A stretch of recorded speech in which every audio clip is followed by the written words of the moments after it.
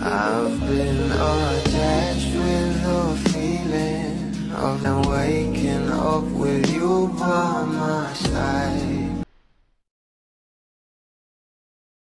Alam naman natin na balik Pinas na nga itong ating Donnie Pangilinan matapos nga magbakasyon ito sa Spain, na kung saan pinuntahan niya nga ang kanyang mga grandparents, at talaga naman sobrang saya nga ng mga bula dahil maraming ang ganap itong ating Donnie para sa kanyang Gigi the Movie, na alam naman natin na nalalapit na nga itong ilabas sa Netflix kasama nga ang kanyang mami Maricel.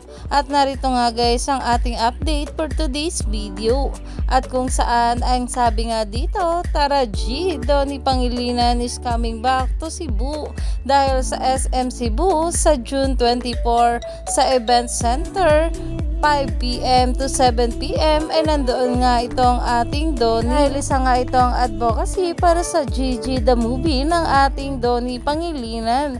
Kaya naman sa bawat ganap nga nito ay inaabangan na nga ng maraming publics.